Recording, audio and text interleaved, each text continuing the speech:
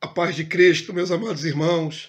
Eu sou o pastor Damásio e eu estou gravando esse vídeo introdutório porque esta aula da EBD, da Escola Bíblica, lição 9, ela foi filmada ao vivo, mas tivemos um problema técnico. Parte do vídeo ficou sem áudio. Então estou refazendo essa introdução para aqueles que estão acompanhando toda a sequência de estudos, não é? Dessa EBD tão importante sobre essas questões da Trindade. Então, para que não haja perda de entendimento, eu vou gravar essa introdução e vou anexar ao vídeo inteiro da aula, tirando a parte que ficou sem áudio. Então não vai haver falta de entendimento em alguma parte do assunto. Espero que você passe por essa introdução e possa aprender o restante conforme o Senhor lhe permitir, com a graça do Senhor. Amém? Que Deus te abençoe. Vamos lá. Lição 9, aprofundamento bíblico, a ortodoxia versus a tradição. Refutação às distorções do dogma trinitário. Vamos abrir com esse texto aqui, Tito 1:9. A palavra do Senhor diz assim: apegado à palavra fiel, que é segundo a doutrina, de modo que tenha poder, tanto para exortar pelo reto ensino, como para convencer os que o contradizem. Essa palavra foi direcionada para que o Tito, através do apóstolo Paulo, o Senhor usou para exortar Tito a ensinar a verdade e também a convencer os contradizentes. Nossa pretensão aqui não é nada mais do que ficar com a verdade. Não queremos ofender ninguém, nem estamos atacando doutrina de denominação A ou B. Nós estamos aqui em busca da verdade. Então vamos entrar no assunto propriamente dito. Introdução.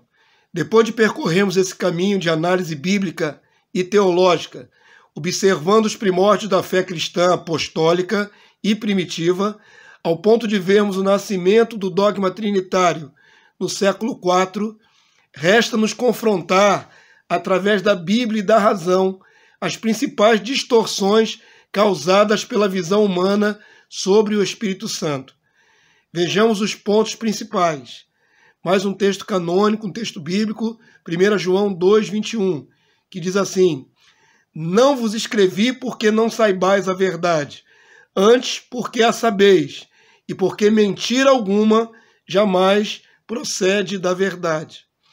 Então vamos analisar aquilo que foi construído a partir do século IV, não é? A doutrina, o dogma da Trindade, em comparação com a verdade bíblica do primeiro século, da igreja primitiva.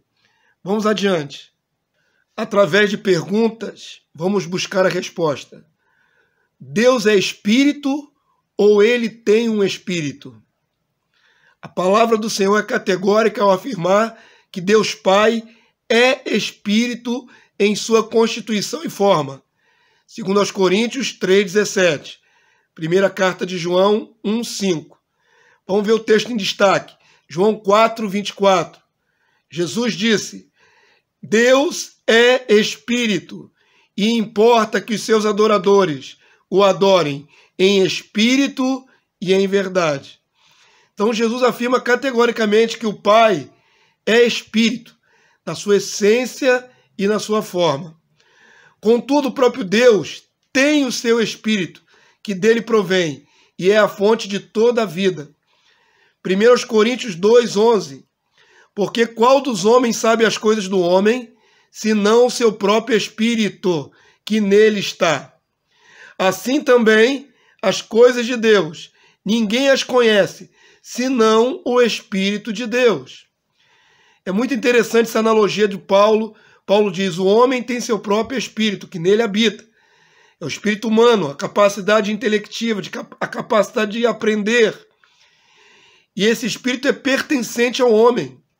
Assim também, as profundidades de Deus, quem conhece é o próprio Espírito que sai de Deus, o Espírito de Deus.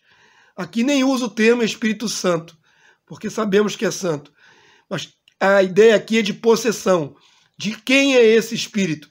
Esse espírito é de Deus, sai de Deus, pertence a Deus.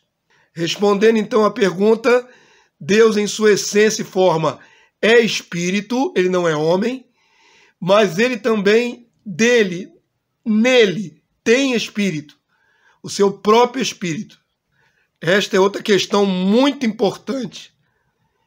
Já admitimos aqui que Deus é espírito e tem espírito. Agora, a revelação bíblica mostra que a plenitude do Espírito de Deus se manifesta em sete espíritos. Deus é um espírito ou são 7 espíritos? Ainda assim, o mesmo Deus Pai manifesta a sua essência divina através de seu espírito sétuplo, sua plenitude revelada. Esses 7 espíritos, então, são o espírito sétuplo, bem figurado aqui na imagem com o menorá, esse objeto que foi mandado de Deus como modelo para Moisés, para que ele confeccionasse e ficasse dentro do santo lugar, na tenda do tabernáculo. Note que o menorá ele tem 7 braços, com 7 chamas em suas pontas, mas ele forma um objeto único, ele forma uma unidade. Assim é os 7 Espíritos de Deus. São 7, mas formam uma unidade, porque provém do próprio Deus. Lá em cima, no trono de Deus no céu, foi revelado a João no livro de Apocalipse, e nós podemos ler o seguinte, Apocalipse 4, 5. Do trono saem relâmpagos, vozes e trovões, e diante do trono ardem, queimam 7 tochas de fogo. E o texto explica que são os 7 Espíritos de Deus.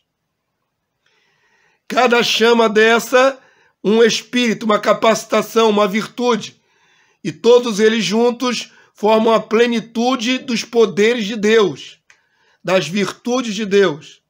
Isso fica mais claro ainda quando olhamos a revelação bíblica, sobre os 7 espíritos, como sendo poderes, virtudes do próprio Deus. Os 7 espíritos são 7 seres pessoais? De maneira alguma seriam 7 seres pessoais, ou 7 anjos da presença de Deus. Há alguns estudiosos que admitem, creem, que esses 7 espíritos ou 7 chamas de fogo diante do trono seriam mais uma categoria de anjos. Mas o texto não nos permite ver isso. Pelo contrário, há os 24 anciãos ao redor do trono e há 4 seres viventes, os querubins. Esses são seres angelicais. Mas quando fala dos 7 espíritos, não diz que são 7 anjos da presença. Pelo contrário, a palavra vai nos revelar que são poderes, capacitações do próprio Deus. Essas 7 chamas de fogo são manifestações dos atributos do próprio Deus. Cada uma das chamas simboliza uma virtude, ou as virtudes, poderes, capacitações, que foram depositadas depois sobre o Filho de Deus no batismo, tornando-o pleno. Colossenses 2,9. Aprove a Deus que corporalmente residisse, habitasse a plenitude do Espírito em Cristo Jesus, no Filho. Antes de Jesus vir ao mundo e se encarnar como homem, Isaías profetizou que viria sobre o Messias, sobre o Cristo, 6 virtudes. O texto diz assim, Isaías 11:2, repousará sobre ele o Messias, o Espírito do Senhor, do Deus Yahvé, o Espírito de sabedoria, 1, e de entendimento, 2, o Espírito de conselho, 3, e de fortaleza ou força, 4, o Espírito de conhecimento, 5, e de temor do Senhor, temor a Yahvé, 6. Jesus foi gerado no ventre de Maria pelo Logos, o Espírito da vida. Logo, ele já tinha o Espírito de vida dentro de si.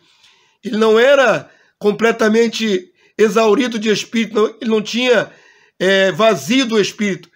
Então, ele tinha o Espírito de vida. Fica bem claro de ver aqui no menorá que o Espírito de vida é o eixo central, sem vida não há mais nada. e naquele batismo no Rio Jordão, veio sobre ele como aquele sinal da pomba, que só João, o batizador, viu. Veio aqueles 6 Espíritos que completavam a plenitude no Cristo, porque a plenitude são 7. Então veio sobre Jesus sabedoria, entendimento, conselho, força ou fortaleza, conhecimento e temor do Senhor. Perceba que são virtudes, capacitações, a capacidade de dar conselho, a capacidade de exercer força, essa capacidade da sabedoria divina, são todas atribuições de Deus que ele plenificou o seu Filho. Assim, Jesus passou a ter 7 Espíritos.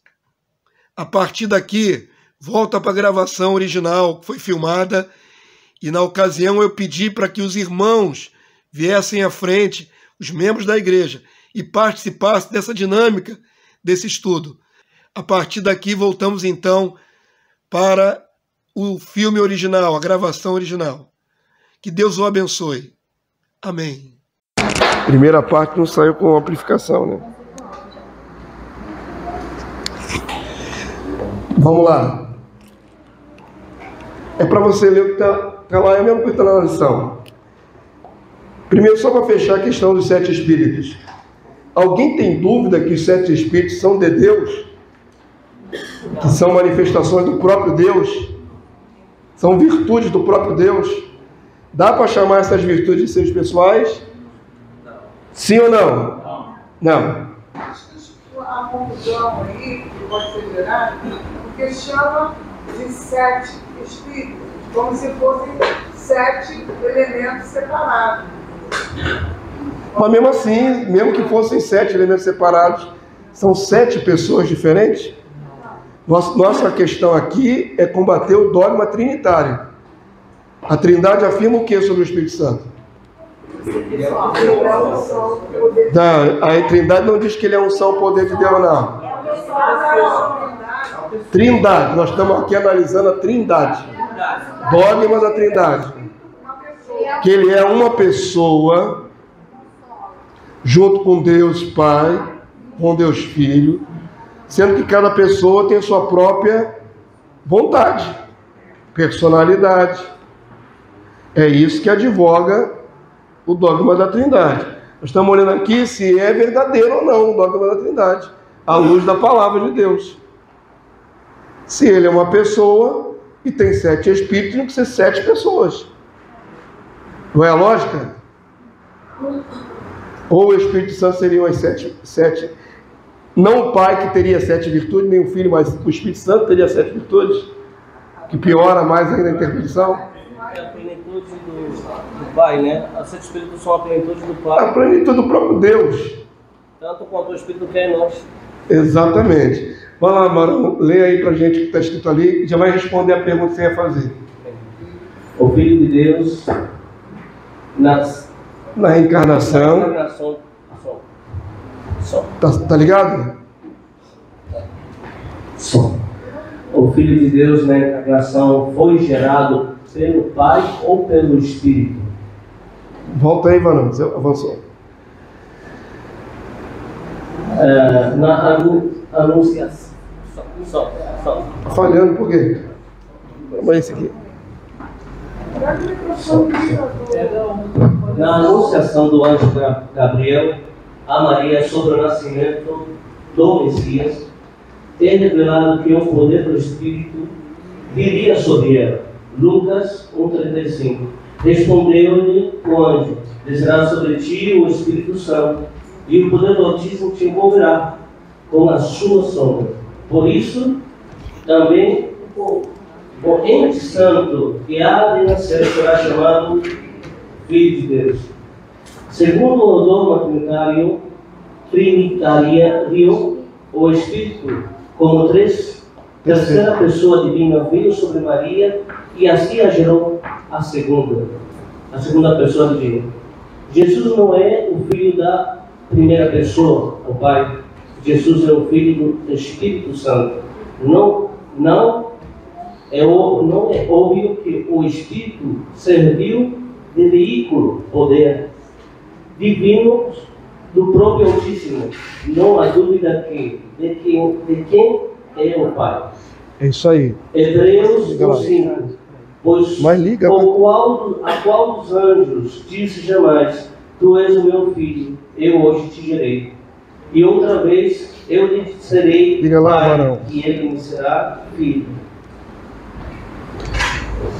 Solta aí para mim. Então, irmãos, Jesus foi gerado pelo Espírito, está escrito lá em Lucas 1:31. Seria sobre Maria o Espírito Santo. Vamos pensar agora com a mentalidade do dogma trinitário. O Espírito Santo é um ser dentro da Trindade. Então quem, na verdade, gerou Jesus no ventre de Maria é o Espírito Santo. Sendo ele um ser pessoal, Jesus é filho de quem? Do Espírito Santo. E ele seria filho da terceira pessoa da Trindade. E não da primeira pessoa da Trindade. Pensem, é para pensar. Aí que entra a minha pergunta. Sim, agora pergunta. Bom, para sair na gravada. Bom, a palavra de Deus nos diz, para você perguntar se estiver errado, me corrija, que o Pai é Espírito, foi o consumidor. Vamos lá. Se o anjo disse a Maria que o Espírito de Deus desceria sobre ela, eu entendo, não sei se estou errado, que o Espírito, o próprio Deus, desceria até Maria, não enviado uma, como se diz, essência de poder de Deus como ser Espírito, se poderia dizer, a plenitude, né? Não foi enviado uma plenitude, foi enviado o próprio Pai desceu até Maria e gerou Jesus Cristo. Isso está certo ou errado? Uma das minhas perguntas. A outra, mas a gente já vai ler mais à frente, acho que já estou indo um pouquinho além. Tem que segurar porque tem outras perguntas para outros. Então vamos lá, dentro dessa pergunta. A palavra de Deus não dá a gente liberdade para pensar que o Pai desceu do céu. Tá certo? Diz que vai descer sobre ela o Espírito Santo. A palavra descer o Espírito Santo é a mesma que você vê no Antigo Testamento todo. Veio sobre mim o Espírito Santo. Os profetas não diziam isso? O Pai não descia do céu. Explicando o que você está colocando. O Pai não precisa descer do céu para enviar o seu Santo Espírito. Ele também, é uma questão que você colocou interessante, ele não enviou a plenitude de Deus sobre Maria. Os 7 Espíritos de Deus sobre Maria. Entenda uma questão. Deus envia sobre os homens aquilo que Ele quer. Por exemplo, no Antigo Testamento, quando Deus mandou os artesãos fazerem a primeira roupa do sacerdote, somos sacerdotes, a palavra de Deus diz que veio sobre eles, esses artesãos, tem nome. Alguém lembra o nome dos artesãos? Está na sua Bíblia e tudo. Esqueci o nome dos homens. Quem lembrar depois fala.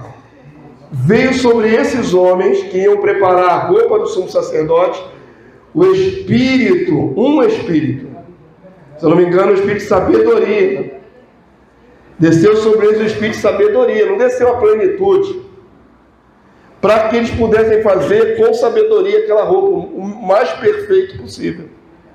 Então Deus era capaz de colocar nos homens, eles estando lá no céu, fazer descer o seu Santo Espírito e atuar nos homens um Espírito específico. Uma capacitação específica. Lembrando que o Espírito tem várias capacitações. Entendeu? Você poderia dizer que desceu o Espírito de vida sobre Maria? Pode-se dizer que desceu o Espírito de vida sobre Maria, porque a vida era o Logos. O Logos que foi inoculado no ventre de Maria. Lembrarmos que de Maria, o que Deus precisava de Maria? Um ventre só. É quase uma barriga de aluguel. Mal colocando, viu? Isso aí está gravado, está sendo transmitido. Ah, o pastor falou que Maria é barriga de aluguel. É a barriga de aluguel. Ou não foi? Não é aluguel porque não pagou, né, irmão? Eu creio ser Espírito de vida, porque lá em Isaías 11, a gente quando lê, a gente vê 6. O de vida falta, ou seja, ele já tinha o Espírito de vida. Sim. E lá no batismo desceu os outros 6. Sim. Completou a plenitude. Mas na concepção, Deus não desceu. Eu sempre tive cuidado de falar para vocês que Deus não teve relações sobrenaturais com Maria. Isso seria um exagero. Desceu sobre ela o Espírito. Veio sobre ela e no ventre dela fez um milagre. Está bem claro aí. Está bem claro. O poder dele, aí o veículo. O Espírito é o veículo, é o poder que envolveu Maria e materializou aquela fecundação. De Maria, se eu só precisava do óvulo. Ou Jesus não foi um feto? Ele não foi um embrião, um feto, um bebê. Com um cordão umbilical e tudo, com sangue de Maria passando pelo cordão umbilical para ele. Foi uma gestação normal. O que não foi normal foi a concepção. Como é que foi feita a fecundação do óvulo? Isso que não foi normal. Mas de maneira nenhuma, pelo amor de Deus. Sabe por que eu estou falando assim? Porque na mitologia greco-romana, na mitologia, no mito, que havia no tempo de Jesus essa mitologia, Zeus, não é Deus, Zeus greco-romano, ele se materializava em homem e tinha relações com mulheres. Ele se materializava em cisne, em animal e tinha relação com mulheres. Assim que nasceram os filhos, metade humano, metade os híbridos, né? Meio cavalo, meio homem. Isso era porque Zeus, na mitologia, descia e tinha relações físicas com mulheres. Não podemos comparar o que aconteceu com Maria com essas aberrações da mitologia. Deus não desceu do céu para ter relações sobrenaturais com Maria. Deus colocou sobre ela o seu Espírito. O veículo pelo qual inoculou ali o óvulo foi o Espírito, seu poder. Está escrito no texto. Amém? A ideia de vir como uma sombra, aí sim tem uma conotação de fecundação. Por quê? É como uma cobertura. Ok? Só isso. Materializar na sua mente Deus vindo à Terra para ter relações com Maria, aí é ultrapassar muito o que o texto permite. É ultrapassar demais. É viajar na maionese. Ok? O veículo usado por Deus foi seu Espírito, que inoculou no ventre de Maria o Logos, a vida. A mente humana produz muitas factóides. Isso acontece. Eu estou falando porque na comparação com a mitologia se pensava assim, que o Deus descia do céu e tinha relação com as mulheres. Então isso é muito complicado. Para jamais você pensar uma besteira como essa, o texto não diz isso. Foi o poder de Deus sobre o ventre de Maria. Deus fala isso. Se foi, aí a resposta, foi o Espírito Santo ou foi Deus Pai que gerou Jesus? Cadê o Anderson? Botou o microfone mudo aqui para mim? Tá me derrubando, varão? Nessa aula de hoje? Para que serve isso aqui? Som. Agora sim. Eu fico com esse aqui e dou para os irmãos desse aqui. Discussão aberta. Jesus é filho da primeira pessoa da Trindade ou da terceira? Foi Deus. Gerado pelo Espírito de quem? Deus. Toda vez que você pensar no Espírito, pergunta: de quem é o Espírito? Pode ser do Filho também, em outras ocasiões. Pergunta para você mesmo, quando lê a passagem: de quem é o Espírito? Do Filho que provém do Pai. Não, nesse caso aqui está misturando os dois. Em certas ocasiões o Espírito é exclusivo do Pai. Ele é filho dele mesmo? Não pode. E tem certas ocasiões que está atuando o Espírito do Filho. Sim. O Espírito é compartilhado entre o Pai e o Filho. Sabe o que está faltando a nossa compreensão para entender isso? Como é a transmissão do Espírito. Olha só como é que funciona. É como um rio. A palavra é clara, irmão. O Espírito é comparado ao quê? Água viva. Rio. E aí fica fácil de ver a transmissão do Espírito. Deus é a fonte de onde sai o rio. Jesus é o primeiro, digamos assim, recipiente, o Filho. Deus enche Jesus.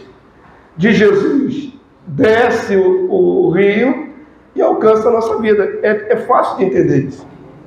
Então nós recebemos o Espírito do Filho que provém do Pai. Que provém do Pai. Em última instância, a fonte é o Pai. Mas a intermediação do Filho e chega em nós. É simples assim. Pastor, Amém? fosse um pouquinho além, eu falo, a palavra de Deus diz que Jesus Cristo é o verbo da vida. Sim. Falando sobre o verbo. O verbo, desde o começo do haja luz, já foi gerado. Sim. Quando veio a Maria, veio a plenitude, o poder de Deus que fez todas as coisas sobre ela, que é a vida. Estou indo além ou estou fazendo alguma coisa? Não podemos falar que veio sobre ela a plenitude. O texto não permite isso. Eu estou plenitude, eu estou falando o poder que é a vida, o que gerou todas as coisas. Sim, podemos até dizer que veio o Espírito de vida sobre Maria, porque o Espírito de vida é o Logos. Recebeu ali o Logos, o Espírito da vida. Então não é como melhorar. A vida A vida é o eixo central. de todas as coisas, por ele e para ele, como João disse em 1 João. Sim, 1 João, a primeira carta e o Evangelho afirmam que o Logos é a vida. A vida de tudo depende do Logos. O Logos não tem a vida. O Logos é a própria vida. O próprio Logos entrou. E conte compreender essa afirmação. O Logos não só tem vida. Ele é a essência da vida de todo ser que existe. Tanto no céu como na terra. Nada existiu sem ele. Nada sem ele foi feito. É tão profundo assim para entender que tudo existe por causa do Logos. Ele sustenta todas as coisas pela palavra do seu poder. Só estamos vivos por causa de Jesus. Todos nós. Não só nós aqui reunidos, mas todos os 8 bilhões de seres humanos. E todos os animais da terra, e todas as plantas da terra. Tudo que tem vida depende do Logos. Compreenderam? E quem deu tudo ao Logos? O Pai. Então tudo subsiste pela vontade do Pai, através do Logos. O Logos é um veículo, o meio, o intermediário, o sustentador de todas as coisas. Mas o poder pleno e que a vontade que fez tudo existir é o Pai. Quando vocês entenderam? Então tudo vem do Pai e do Filho. Tudo vem do Pai e do Filho. Tudo que existe, tudo que nós estamos vendo, toda a nossa respiração, tudo vem do Pai e do Filho. Diga, pastor. A questão é que, por exemplo, o Logos, quando ele estava na execução, vamos dizer assim, do universo, é um poder extraordinário, correto? Então, para que ele pudesse vir como vamos dizer assim, para fertilizar a Maria, ele se condensou. Se esvaziou. Se condensou para que, podemos até dizer assim, para que não pudesse suportar, porque se ele viesse toda a plenitude, não seria possível. Como é que uma pessoa de carne ia suportar? Então, ele se Logos se condensou, fertilizou no caso, foi fertilizado na Maria para que ele transformasse um homem. Deus enviou, através do seu Espírito, a essência do Logos no ventre de Maria. Só isso. Aí dá para entender isso, porque se ele leva todo o poder da plenitude, em nenhum momento diz na palavra, se eu não me engano, que Maria foi tomada da plenitude de Deus. Algum momento diz isso? Não. Então foi só a maneira como Deus teve para sobrenatural de fertilizar o óvulo de Maria, colocando a essência da vida, que é o Logos. E ali passou a ser Logos carne. Assim que a vida é gerada naquele óvulo, passa a ser o Logos carne. Porque é uma célula humana que está sendo desenvolvida no ventre de Maria. Não é uma célula humana? Quando o óvulo é fertilizado, é uma célula humana. Mas só que a essência é divina. A essência é a vida. Ou seja, para cumprir todo aquele processo de nascimento. Sim. Nasceu. Então ele vamos dizer assim, ele viveu com todos nós através do nosso nascimento. A humanidade, ele viveu todas as fases. Jesus foi bebê, Jesus foi junior, Jesus foi adolescente, Jesus foi homem. Tudo para ser parecido conosco. mas nunca sem a essência divina. Mas foi no batismo que ele recebeu toda a questão. Olha o mecanismo de Deus. Para fazer gerar, ele gera só com o Espírito de vida. E não com os 7 Espíritos. E aí profetiza lá em Isaías 500 e poucos anos antes, que ele receberia o Espírito. Então, olha como é que Deus faz. Tira do filho, ou o filho abre mão. Eu não posso afirmar exatamente quem decidiu o que aí. Mas o filho vem esvaziado para depois ser enchido de novo. No batismo, é simples assim. Ele sempre teve o direito à plenitude. Ele era pleno antes de descer. E ele tem saudade desse tempo. Ele chega a falar: glorifica, meu Pai, com a glória que eu tinha contigo antes que houvesse mundo. Quando Jesus era logos do lado do Pai, ele era pleno. Quando ele desce para se encarnar, ele se esvazia. Quando ele recebe o batismo, ele se plenifica de novo. A dinâmica é essa, é simples assim. Mas não era bem isso que nós íamos estudar agora, não. Nós íamos estudar de quem ele é filho, se é do Pai ou do Espírito. Porque a Trindade afirma que o Espírito Santo é uma pessoa. Então está mais do que afirmado que Jesus é filho de quem? Do Pai. Jesus não é filho do Espírito Santo. O Espírito Santo é do próprio Pai. Avança mais um para mim, vamos lá. Esse aqui é interessante. Deixa eu ver quem vai vir aqui à frente. Na hora de vir quem aqui. Mais uma irmã, né? Luciana Gimenez, por favor. Leia para nós o que está ali na proposição. O apóstolo Paulo, ao doutrinar a igreja, esqueceu de adorar o Espírito Santo? É uma boa pergunta, né? Nenhum dos apóstolos, em seus escritos, reverenciou uma suposta terceira pessoa da Trindade. Tanto mais o apóstolo Paulo, grande doutrinador da igreja, jamais adorou o Espírito. Pelo contrário, só rendeu honra em todas as doxologias de abertura de suas cartas a Deus, o Pai e a pessoa de Jesus Cristo, o Filho. Seria uma falha imperdoável se estivesse esquecido de exaltar a divindade do Espírito. Em Romanos 15:5, 2 Coríntios 1:3, Efésios 1:3, 5, versículo 20, Filipenses 4:20. Eu acho que é Filemon, aquela carta de Filemon 1:3. Doxologia. Só um instantinho, vamos lá. O que é doxologia? Doxologia é adoração. Doxa é dar glória. A palavra grega doxa, dar glória. Paulo escreve carta. Hoje ninguém escreve carta. Hoje é zap e e-mail.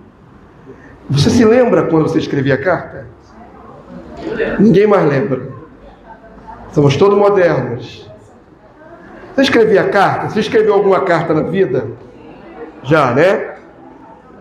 Tem muita gente madura. Tem garotões aí, a molecada aí não sabe o que é escrever uma carta. Não sabe o que é ir no correio, ou botar caixa no caixa de correio, nada disso. Só sabe o que é eletrônico. Mas no tempo que a gente escrevia carta, como é que fazia uma carta? Você vai escrever para sua mãe, está distante, seu pai, o parente distante. Como é que você começava a carta? Botava a data, Rio de Janeiro, tal. Você quer demais, pá. E aí como é que você começava a carta? Hã? Você botava a saudação. Como é que você quer? Às vezes a pessoa é muito íntima, né? Mas como é que você começava a carta? Como é que você Ninguém lembra mais. Que interessante. A modernidade deu amnésia. Caro Papai Noel. Ai, outro. Por que Papai Noel é caro? Ele não é barato. Caro é um pronome de tratamento, correto? Caro. Você vai escrever para o presidente da República. Qual é a introdução que você tem que colocar? Excelentíssimo senhor presidente da República. Ao juiz, ilustríssimo. Ao juiz, ilustríssimo. Cada pessoa é tratada com pronome de tratamento. Senhor, senhora, excelentíssimo, meritíssimo. Então preste atenção. Ninguém podia escrever uma carta Não é que não podia, tem gente que escreve direto, né? Fala aí, fulano, como é que você tá? Mas o normal seria uma introdução com uma palavra de elogio. Prezado. O termo mais usado nas cartas antigamente era prezado, prezada. O que quer dizer prezado ou prezada? Querido, né? Estimado. Não é? Então você começava a carta assim: prezada tia, cara tia. E assim você começava uma carta. Se fosse uma carta de amor, era assim: minha querida, não é? Minha vida, minha amada. Então você introduz a carta com uma palavra de elogio, de apreço. O apóstolo Paulo, presta atenção agora, saindo daquilo que é engraçadinho, porque é espiritual. O apóstolo Paulo, em todas as suas cartas, que compõem a maior parte do Novo Testamento, praticamente o Novo Testamento é paulino, não é joanino, por exemplo. De João tem um evangelho, 3 cartas. De Pedro tem uma carta, 2 cartas. João também fez o Apocalipse. Mas quantas cartas fez Paulo que compõe a sua? 13. Então, basicamente, o Novo Testamento é mais paulino do que qualquer outra coisa. Aí você pega as 13 cartas de Paulo para analisar a introdução das suas cartas. Ele sempre começa fazendo referência a Deus Pai e Deus Filho. Sempre.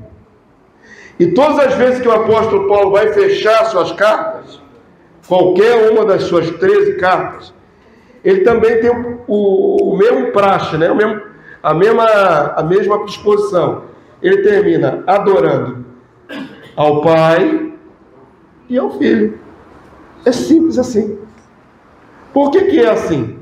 Porque ele não conseguia começar uma carta sem reverenciar aqueles que são dignos. Simples assim. E é a maior análise, irmãos, presta atenção no que eu vou falar. A maior chave para você provar que a igreja primitiva não adorava o Espírito Santo é a análise das cartas de Paulo. É a maior chave. Se você conseguir mostrar na Bíblia, nas cartas de Paulo, que ele também pensava na terceira pessoa da Trindade, ele teria que obrigatoriamente ter mencionado isso nas suas cartas. Sim ou não? Simples, pelo menos em uma. Que fosse em um, ele tivesse esquecido de reverenciar a terceira pessoa nas outras cartas. Paulo não esquecia nada. Paulo é o homem mais culto do Novo Testamento. Ele é o apóstolo mais doutor, formado por Gamaliel. O apóstolo Paulo é o doutrinador da igreja.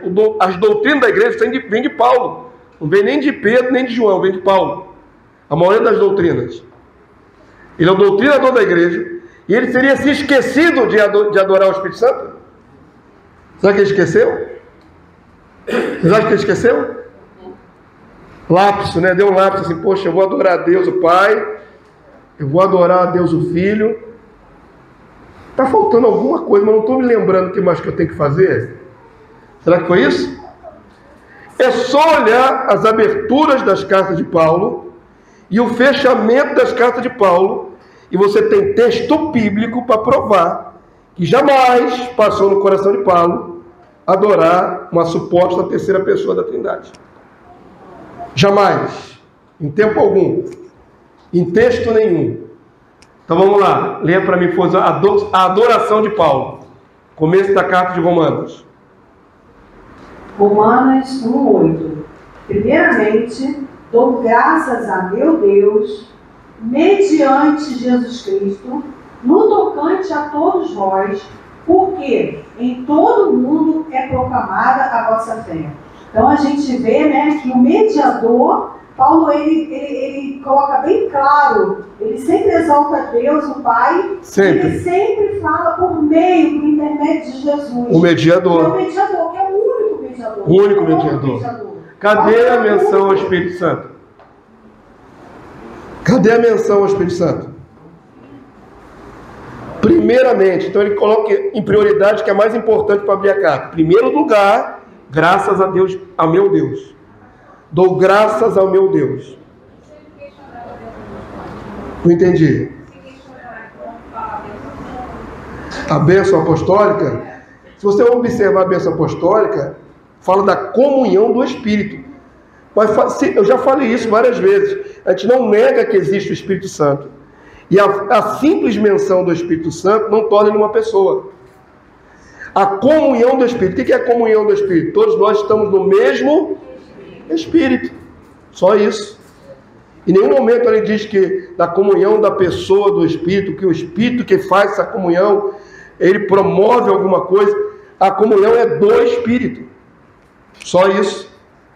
Ok? Tem então ali, irmãos, menção a dar graças ao Espírito Santo? Dar bom dia ou coisa parecida?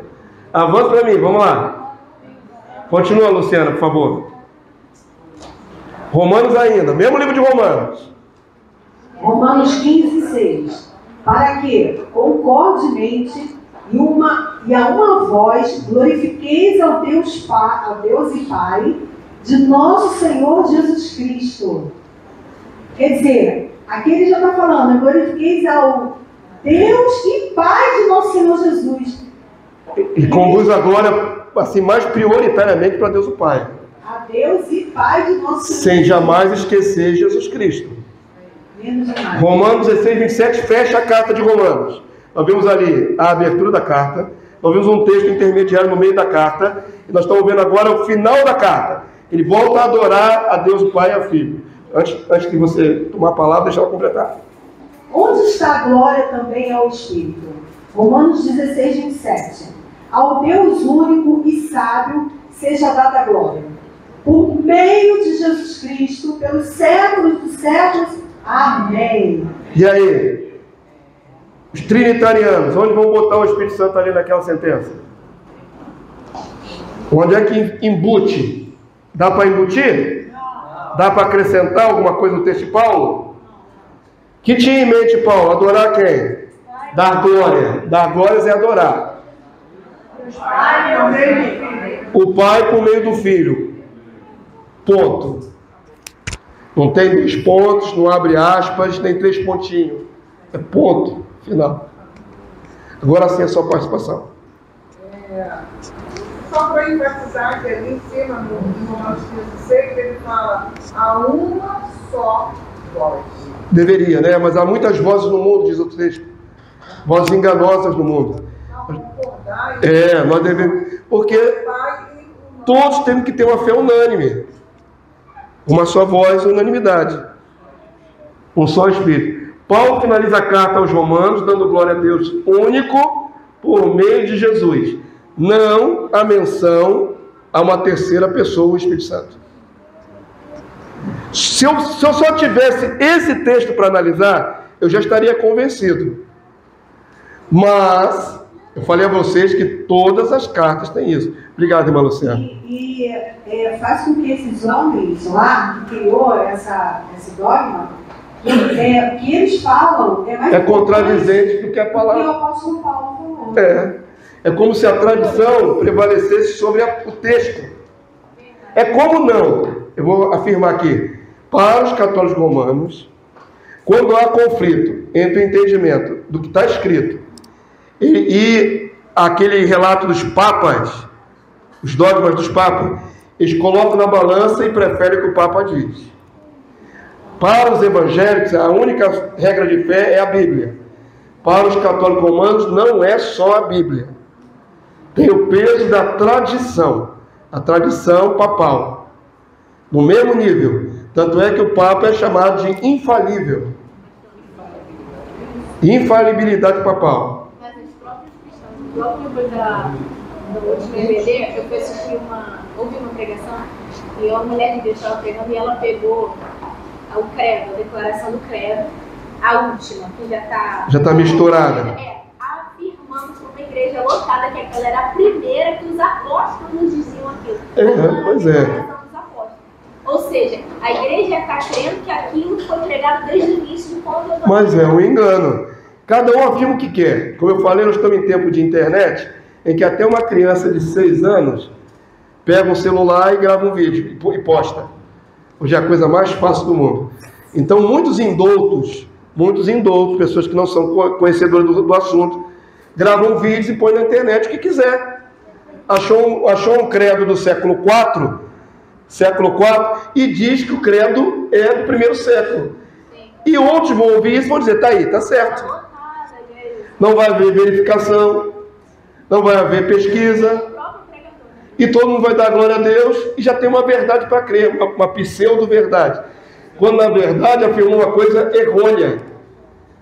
O dogma do quarto século não é o dogma do primeiro século.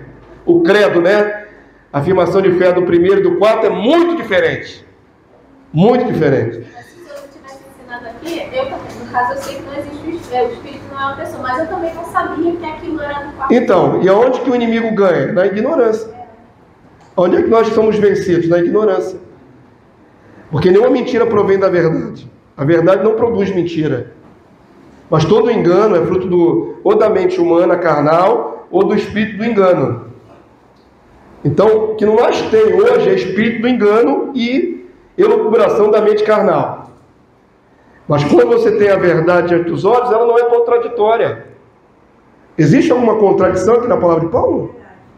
É a verdade pura e cristalina. Ela é pura, mas vai ter, não é assim, grita, esperneia. Mas vamos para o texto, é puro e cristalino. Não há lugar na palavra de Paulo para adorar a terceira pessoa da Trindade, ponto. Não existe, acabou, ponto. Pode espernear a vontade trinitária. Não adianta, não tem como ele mudar isso aí. Diga. Os evangélicos, eles prezam muito essa questão de dizer que só existe um único mediador, um único intercessor. Só que eles falam isso com o intuito de, no caso, combater outros ídolos, né? Os santos, católico romano. Maria e tal. Só que, inclusive, eu me incluo nessa, naquele tempo que eu não entendia isso, eu achava que o Espírito Santo era a parte. Então, o segundo mediador. Hoje eu entendo que isso também é a gente criar um outro mediador. Sim. E tira aquilo que é só de próprio de Jesus. Exatamente isso. Acaba criando um segundo mediador. E a gente realmente, lá, né, a gente não enxerga isso. É complicado. Vou mostrar para vocês agora, não está na sua folhinha por falta absoluta de espaço, não tem que imprimir mais uma folha. Avança aí para mim. Os textos das aberturas de todas as cartas, com os fechos também. Eu não vou ler tudo. Isso é uma pesquisa que você pode fazer, está na sua Bíblia. Quando você comprou a sua Bíblia, veio todos os livros de Paulo? Veio todos os livros de Paulo? Então por que você quer, igual passarinho, que eu mastiga a minhoquinha e bote na sua boca? Corre atrás, pesquisa, abre a Bíblia, estuda. Mas eu vou dar só um pitaquinho, tá bom? Só um pitaquinho aqui. 1 Coríntios 1:3. Vamos ver se tem alguma adoração de Paulo ao Espírito Santo. Graça a vós outros e paz, da parte de Deus, nosso Pai, e do Senhor Jesus Cristo. Mencionou o Espírito Santo? Não. 1 Coríntios 15:57. Graças a Deus que nos dá vitória por intermédio do Senhor Jesus Cristo. Mencionou o Espírito Santo? Não. Vamos pular um pouquinho aqui. Deixa eu ver aqui. Por exemplo, Efésios 1:3. Ele começa assim, a carta aos Efésios. Bendito o Deus e Pai de nosso Senhor Jesus Cristo, que nos tem abençoado com toda sorte de bênção espiritual nas regiões celestiais em Cristo. Mencionou o Espírito Santo? Não. Colossenses 1:3. Abertura da casa dos Colossenses. Damos sempre graças a Deus, Pai de nosso Senhor Jesus Cristo, quando oramos por vós. Mencionou o Espírito Santo? Não. É tão simples, irmãos. É tão simples. 2 Tessalonicenses 1:1. Começo da carta, a segunda carta aos Tessalonicenses. Abertura, aquela doxologia inicial. Paulo, Silvano e Timóteo, a igreja dos Tessalonicenses, em Deus nosso Pai e no Senhor Jesus Cristo. Graça e paz a vós outros. Agora presta atenção.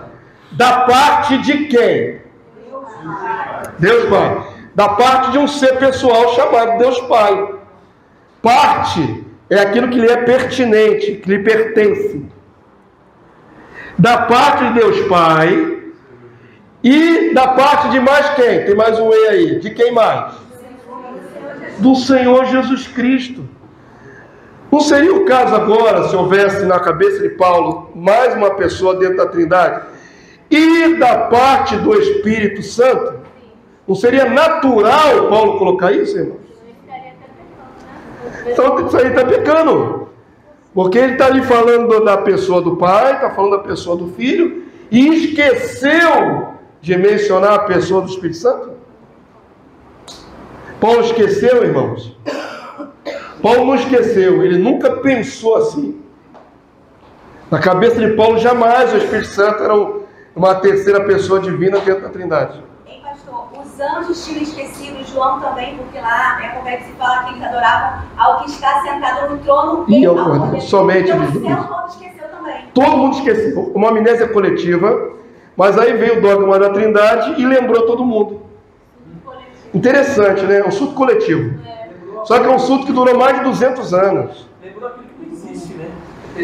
Vocês não acham interessante? Eu conheço pastores trinitarianos da minha família, não vou dizer o nome, por questão de ética, que dizem o seguinte: a igreja primitiva não desenvolveu o dogma da Trindade porque estavam um pouco mais atrasados. Sim. Sim.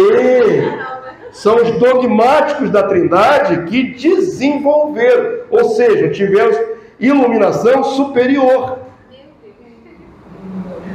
E aí quando se menciona Agostinho, então, irmãos, Agostinho é idolatrado nos meios acadêmicos. O maior teólogo da antiguidade é Agostinho, do 5º século. Então quem está com a razão?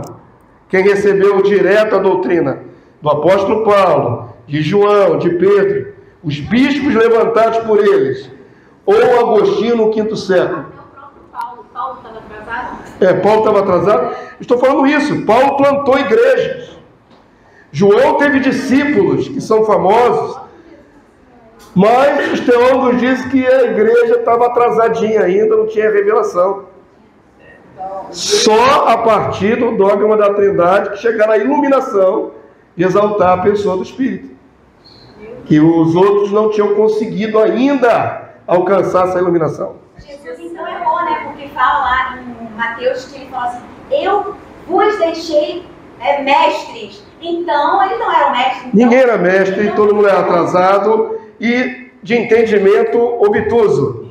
Todos os mártires, todos os bispos da primeira e segundo século não chegaram à compreensão de que o Espírito Santo é uma pessoa. Paulo recebeu o evangelho de Jesus, então Jesus ensinou errado? Jesus omitiu. Jesus omitiu informações que só liberou no 5º século, no 4º e 5º século. Para a Igreja Católica Romana. A revelação é luz sobre aquilo que já está proferido, está escrito. Sim. Não é um novo entendimento. A revelação é aquilo que já está escrito. Que a gente exatamente. Por isso estamos analisando o texto. Aqui não estamos discutindo ideias, estamos analisando o texto. Nos textos, tem lugar para adorar o Espírito Santo? Mas a Igreja Católica cria o dogma da Trindade e diz que o Espírito Santo é coeterno, junto com o Pai, e deve ser adorado. Adorado. Esse é o problema. E que é, inclusive, igual em honra e glória com o Pai e com o Filho. Pastor, o próprio Paulo falou, né? Se alguém pregar outro evangelho que não seja esse, que vai além desse é anátema, é maldito. Vocês percebam qual é o problema? Havia um tempo que a igreja só tinha a verdade. E ela tinha que lutar para a mentira não entrar na igreja. Foi o 1º século.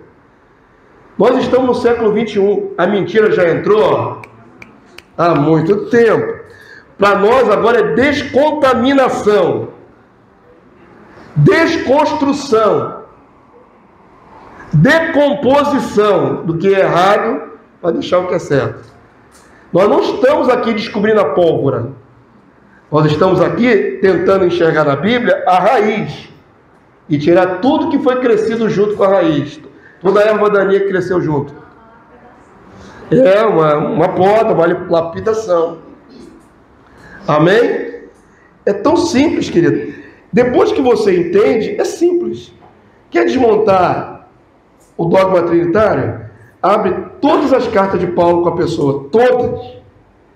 Todas. E você vai provar que Paulo não adorava o Espírito Santo. Acabou de desmontar o dogma trinitário. Não precisa de nem mais outros argumentos. Basta esses. Esse monte de argumento. Porque em nenhum deles o Espírito Santo é adorado como a terceira pessoa. Pronto, acabou. Acabou toda a discussão. Ah, mas eu não acredito, ou eu não aceito, ou eu não sei o quê. Qual é a resposta que um trinitário pode dar para essa evidência das Escrituras? Qual é a resposta? Só se for aquela que eu falei, que a revelação veio depois do tempo de Paulo. Paulo tinha menos revelação do que Agostinho, do que Orígenes, do que Tertuliano, entendeu? Realizava para Paulo. Oi? É triste, né, irmão?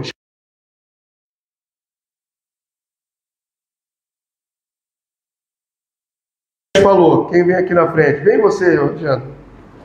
Leia pra gente aí. Vamos lá. Porque João... Tá desligado. Som. Tá desligado, varão? De novo? Você tá me derrubando. Qual é o teu problema comigo? Não, vamos orar depois. Nada aí. Oh, Jesus. Eu não estou distribuindo o meu, eu estou com gripe. Som. Não vai sem som mesmo. Vocês querem pegar influenza também? Não, pastor. Tá repreendido. Vai sem som. Não, tem que ter som, não é possível. Não estava ligado esse negócio? Porque João só ensinou a adorar as duas pessoas divinas, Pai e Filho. O apóstolo João, em suas cartas e no Apocalipse, exorta os cristãos que somente tenham comunhão, relacionamento com o Pai e com o Filho. E com Jesus. Na revelação do céu, chamados a reverenciar a Deus Pai no centro do trono e o Cordeiro, sem qualquer sugestão de adoração a uma terceira pessoa. 1 João 1,3. O que temos visto e ouvido, anunciamos, também a vós outros, para que vós igualmente mantenhais comunhão conosco. Ora, a nossa comunhão é com o Pai e com o seu Filho, Jesus Cristo. Aqui não mostra comunhão com a terceira pessoa. Por quê? Por que João omitiu? Por que João omitiu, irmãos? Também esqueceu. Era uma amnésia coletiva. Pô, esqueceu João, o apóstolo que recebeu toda a revelação do Apocalipse? Por que ele não diz, então, se havia isso, a nossa comunhão é com o Pai, com o seu Filho Jesus Cristo e com o Espírito Santo? Por que ele não escreve com o Espírito Santo mais um adendo? Porque não tem, irmão, não existe isso. Por favor, Apocalipse 5,13, lá no céu. Então, ouvi que toda criatura que há no céu e sobre a terra, debaixo da terra e sobre o mar, e tudo que neles há, estava dizendo: aquele que está sentado no trono e ao Cordeiro, seja o louvor e a honra e a glória e o domínio pelos séculos dos séculos. Amém. Amém. Glória a Deus, obrigado. Para quem que é dado todas as criaturas, todo ser existente deve reverenciar, dar glória ao que está sentado no trono. Traga na sua memória. Traga na sua memória. É o Deus Pai. Na abertura do Apocalipse, quem está sentado no centro do trono é o Pai. E aí aparece o Cordeiro como tendo sido morto. Quem é o Cordeiro como tendo sido morto? Jesus. Ok? Vamos lá, queridos. Se a revelação estava, digamos assim, inacabada, João não viu a terceira pessoa da Trindade para adorar. Ele só concentrou toda a adoração do universo naquele que está sentado no trono e ao Cordeiro. Só essas duas pessoas divinas. É complicado você perceber quanto tempo você ficou contaminado. Até a posição que ele carrega lá no trono demonstra a soberania de Deus. De colocar os três como iguais, tira de Deus a soberania. Tira. Mas não existe adoração ao Espírito Santo em toda a sua Bíblia, de Gênesis a Apocalipse. Mas pastor, mas eles são iguais, eles merecem a mesma honra, a mesma adoração. Cadê? Eu não vejo na Bíblia. Deixa eu falar uma coisa com vocês. O negócio é tão confuso que muitas canções que a gente canta aí mistura o pai com o filho. Tem canções que falam assim, olha só, eu vou cantar aquela aqui, Canção do Apocalipse, eu gosto muito dela. Para mim ela é inspirada porque mexe com o meu coração. Tem alguma coisa divina nessa canção, mas olha como é que ela começa. Digno é o Cordeiro que foi morto, santo, santo ele é. Um novo cântico ao que se assenta sobre o trono no céu. Até aí tudo bem, Jesus também se assenta no trono. Aí começa com essa segunda estrofe. Aí fala, santo, santo, santo, Deus Todo-Poderoso, que é, que era e que há de vir. Essa parte, quando fala Deus Todo-Poderoso, que é, que era e que há de vir, não é o Cordeiro. Não é o Cordeiro, é o Pai. Porque o Pai também há de vir. O Pai era, sempre foi, é a eternidade do Pai. E aí como é que continua o cântico? Está assentado. Toda a criação, eu canto louvores a Deus. Está vestido do arco-íris. Voz de trovão. Voz de trovão, luz e relâmpago. Voz de trovão, luz e relâmpago é do trono do Pai. E o que mais? Aí a segunda estrofe. Com a criação eu canto. Com a criação eu canto, louvores ao Rei dos Reis. És tudo para mim e eu te louvarei. Não tem problema nenhum adorar Jesus nesse nível. Mas perceberam que há uma certa ambiguidade na música? Fala de um trono só. E aí fala Deus. Na cabeça do trinitariano, ele está adorando a Trindade. Ele não consegue ver com clareza pai e filho aí nessa canção. É complicado isso. E essa música eu considero ela, eu acho que ela é uma música boa, mas mesmo assim tem uma certa ambiguidade. Tem outras muito piores do que essa. Se a letra dela foi baseada no Apocalipse 1. Sim, era baseada no Apocalipse capítulo 1. Então eles só foram até 1 a 3. Porque se você ler o capítulo 1, vai estar João a 7 igrejas que se encontram na Ásia. Graça e paz a vós outros, da parte daquele que é, que era e que há de vir.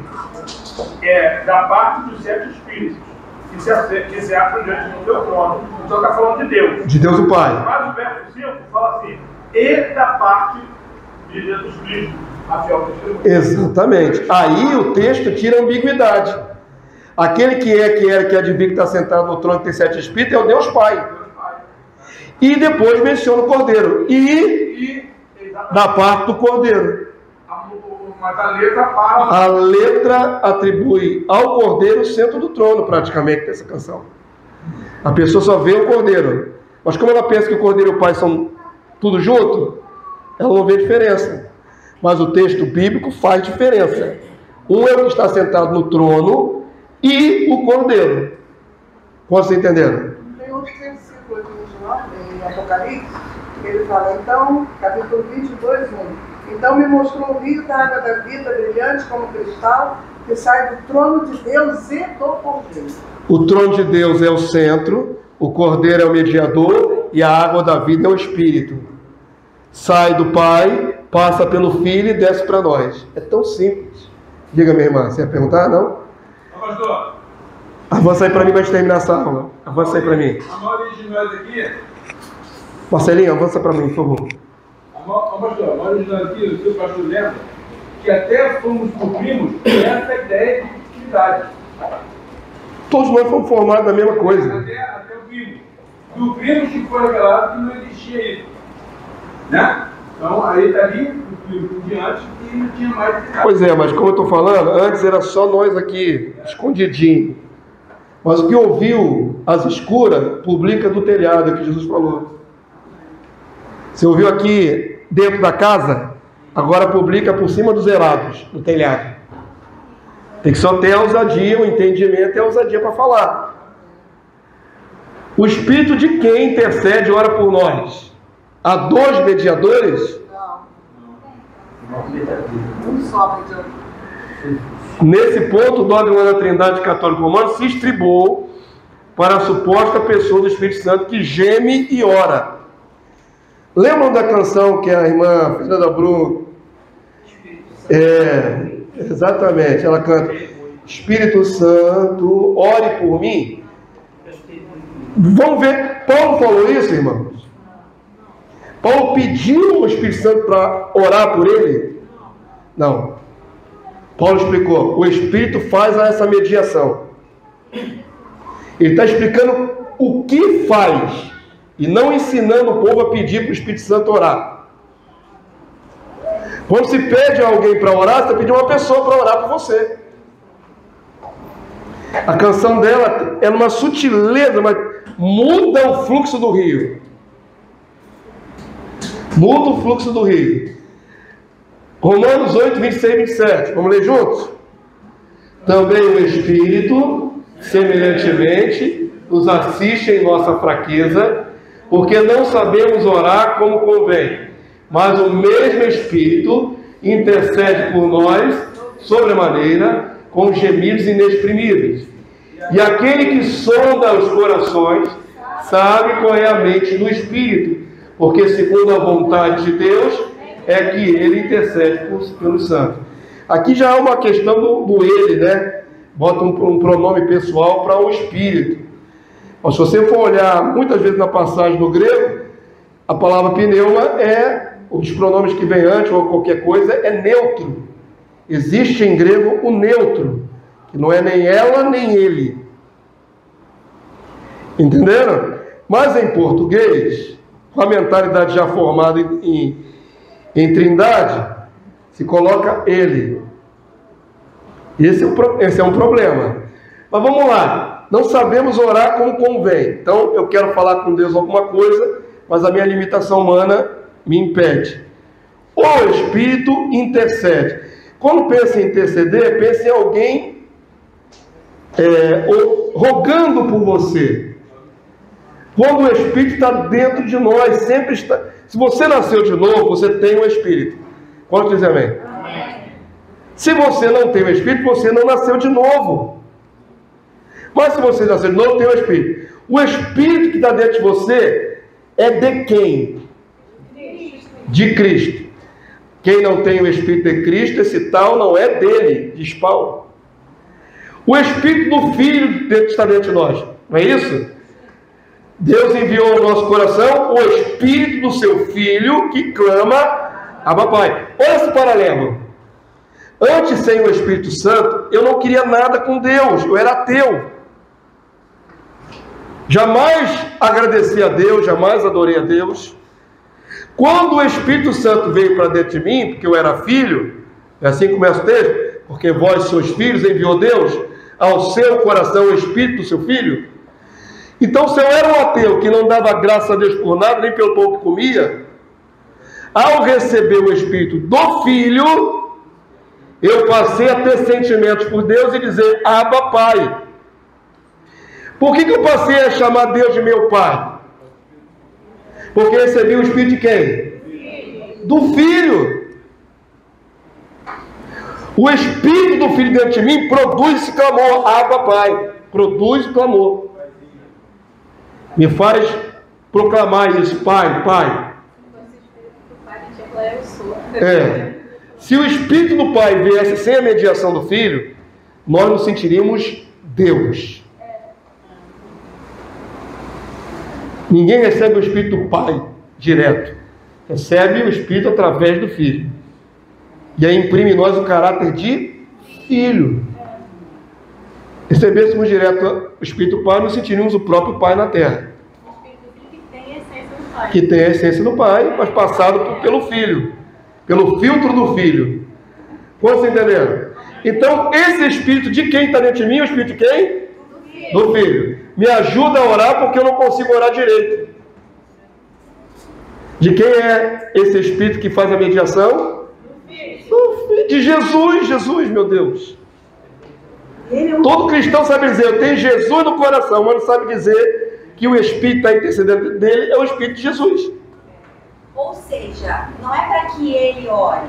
A oração é função minha. Sim. Ele faz a função de mediar a minha oração. De mediar a minha oração. Eu quem oro. É eu que oro pelo Espírito do Filho que faz a tradução dos meus pensamentos, sentimentos, das minhas palavras. E que nos leva ao lugar de submissão ao Pai, no lugar de Filho. Exatamente. Porque sem isso a gente não tem, né? Sem o Espírito ninguém consegue. Então existe outro mediador, o Espírito Santo? Não. O Espírito Santo é de quem que está dentro de nós? Jesus. De Jesus. Simples assim. Que é o nosso mediador, nosso paráclito. Queridos, quando diz lá na palavra de Deus, temos um advogado diante do Senhor, Deus Pai, a palavra grega é paráclito. Não tem dois paráclitos. Tem o paráclito Jesus, mediador, nosso advogado, e o Espírito do advogado está dentro de nós, que nos ajuda a falar com Deus. Sem esse Espírito não conseguimos conexão. É uma banda larga que segue. É uma banda larga, imagina a banda larga, né, irmão? É uma banda larga em fibra ótica que sai de dentro do meu coração e vai lá no céu. E essa banda larga é o Espírito do Senhor.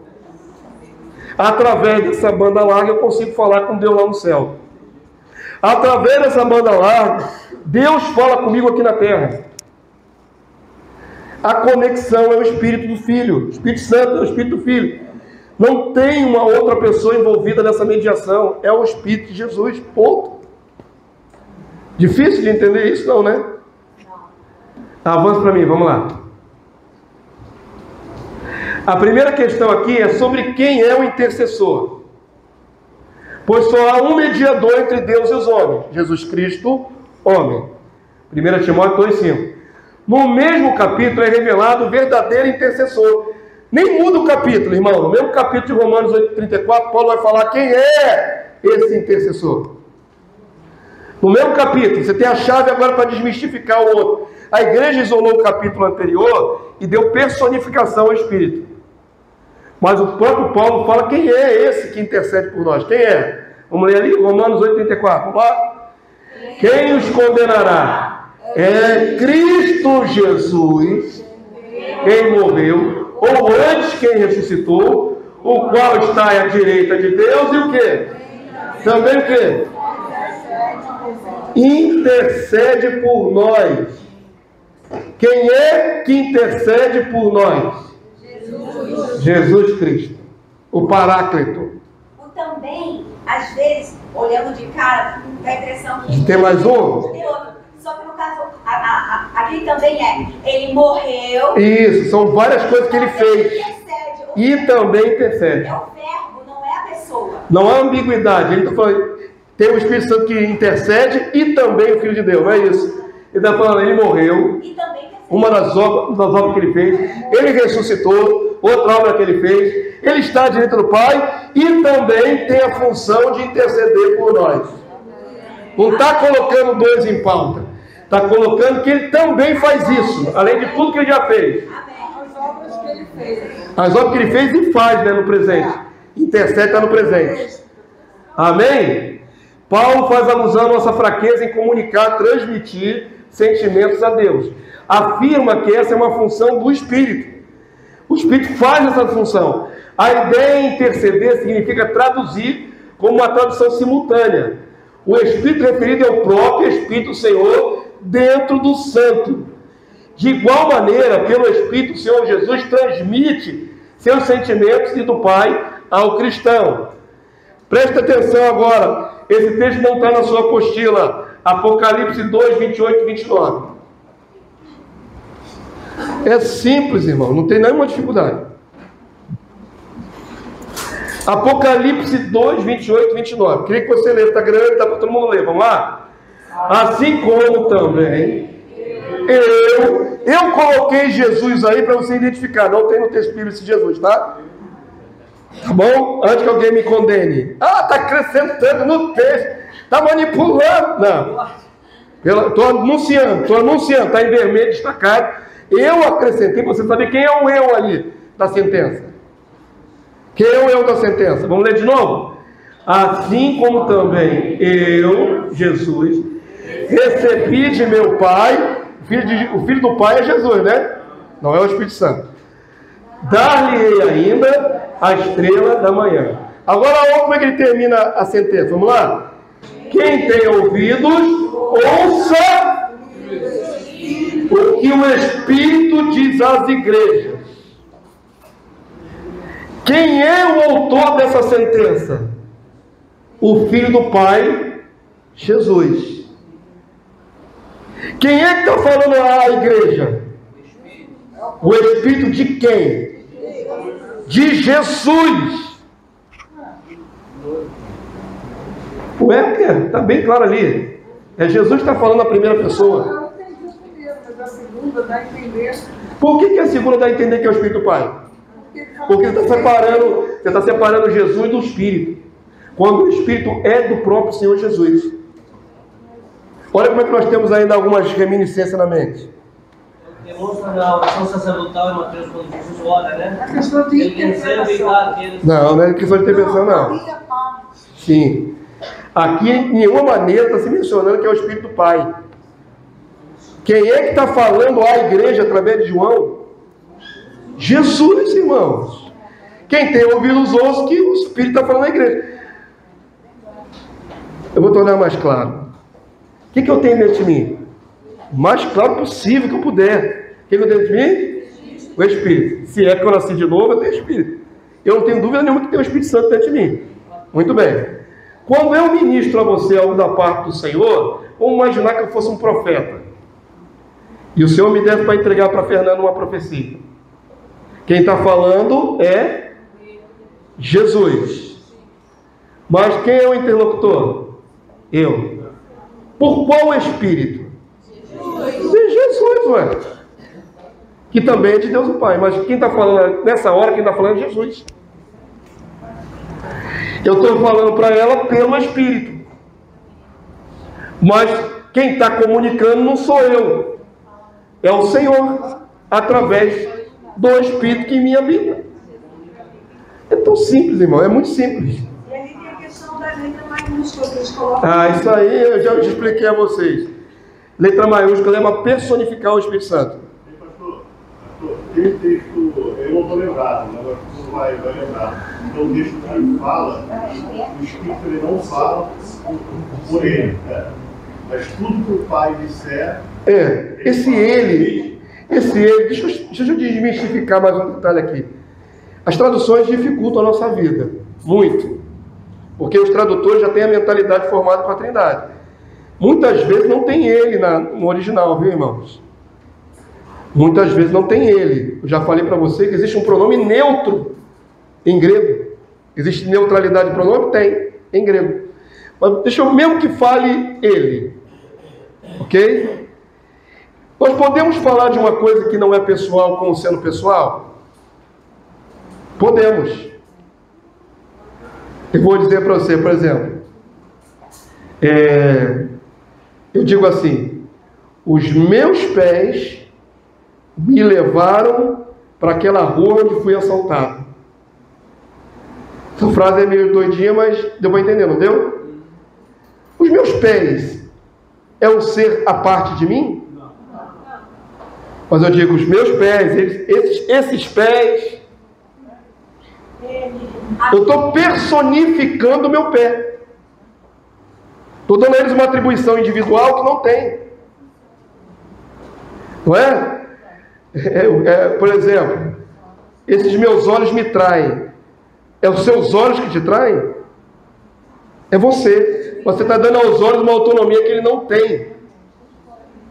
O meu coração bandido se apaixona por quem não deve.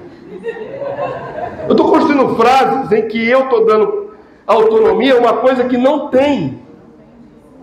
Só para vocês entenderem o paralelo. É a mesma coisa que um ladrão querer justificar que foi a mão dele. Que foi a mão dele que roubou. A gente constrói frases dando personificação àquilo que não é pessoal. Existe uma regra no português, quem fosse mais profundo que eu sou bem raso, existe até nome para essa regra quando você personifica uma parte ou alguma coisa que não é pessoal. Deve ter um nome lá, prosopopeia. Existe um nome específico para esse tipo de argumento. Prosopopeia. Pronto. Figura de linguagem. Então a Bíblia muitas vezes usa figura de linguagem para personificar o que não é pessoal. Obra das minhas mãos, Deus fala, né? Obra das minhas mãos na terra. Do próprio Deus. Não foi Deus, então. Não foi Deus, foi só as mãos. Pastor, ali, agora eu tive a iluminação. Ele está em Apocalipse, é João que estava escrevendo a carta. E é Jesus que está diante dele, que está revelando a João. Agora, exatamente isso. Avança para mim. Já está no finalzinho da aula, só um pouquinho de paciência. Eu estou dando a vocês, irmãos. Eu acho muito interessante, como foi dito aqui, que pessoas fazem vídeos aí na internet e começam a dizer verdades, meias verdades. Meias verdades.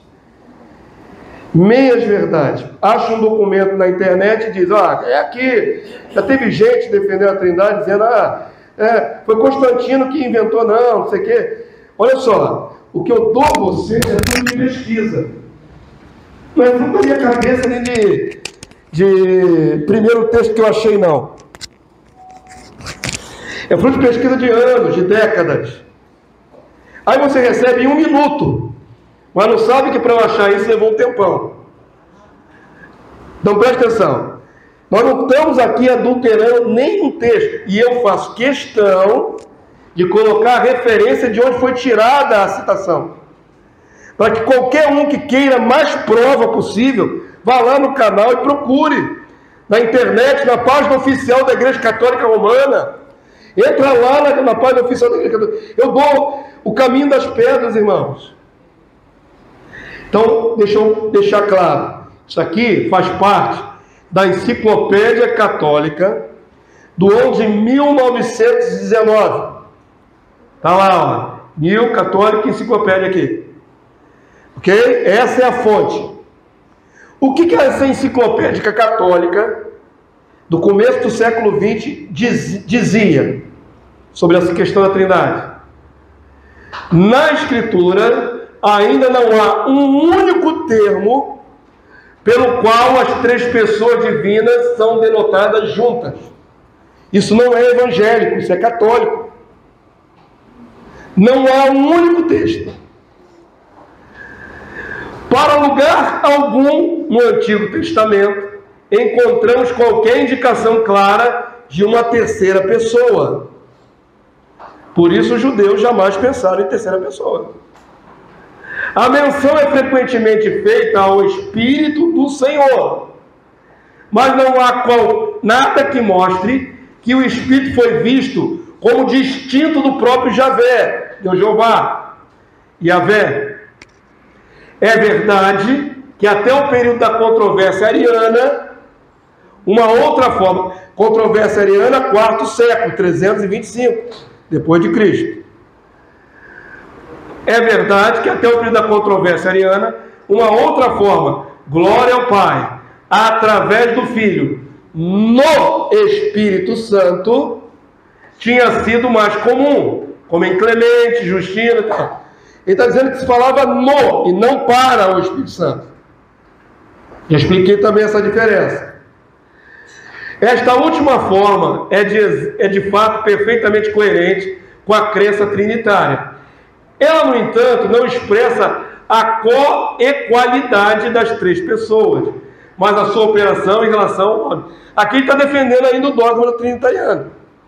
É uma enciclopédia católica. Tá certo? Clemente de Alexandria pede que os homens deem graças e louvem ao único Pai e Filho, ao Filho e Pai com o Espírito Santo. A maioria dos textos no Novo Testamento revela o Espírito de Deus como algo, não como alguém. A Igreja Católica Romana, essa enciclopédia diz isso. O Espírito não é alguém, ele é algo, alguma coisa, mas nunca uma pessoa. Isto é visto especialmente no paralelismo entre o Espírito e o poder de Deus. O Espírito citado como poder de Deus.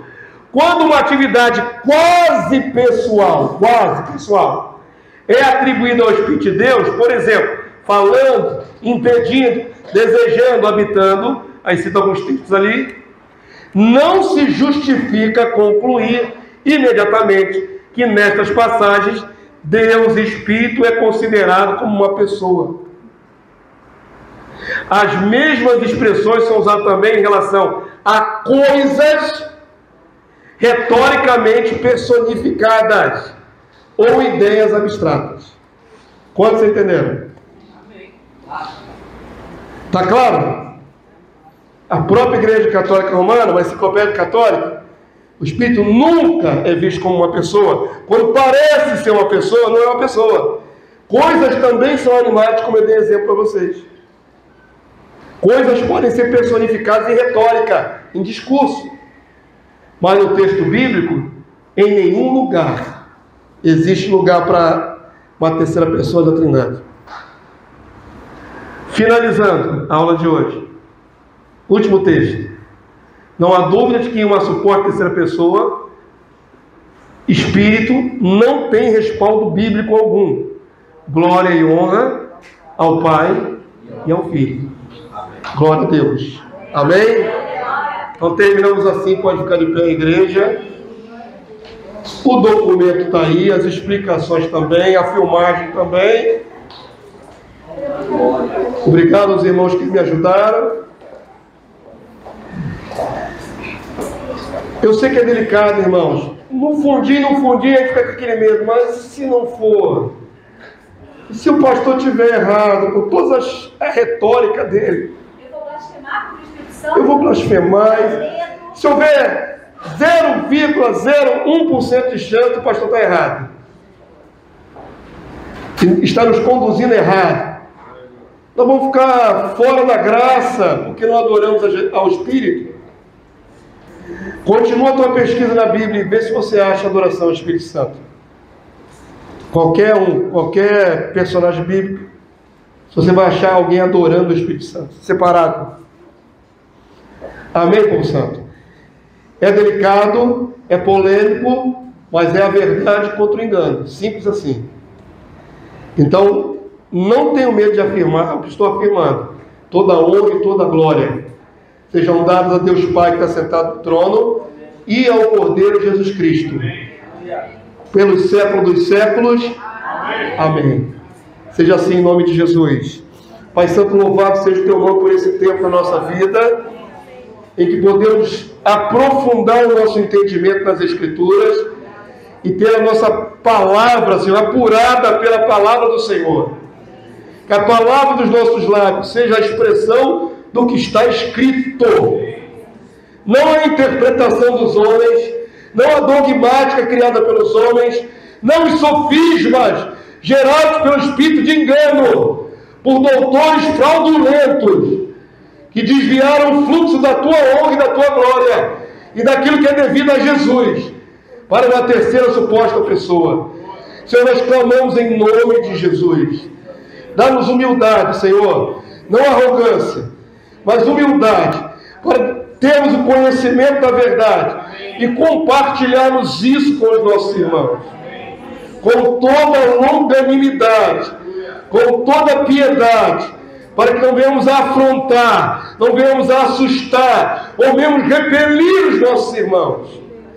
Nos ajuda, Senhor, a sermos voz verdadeira nesse tempo, das Escrituras, da Tua Palavra.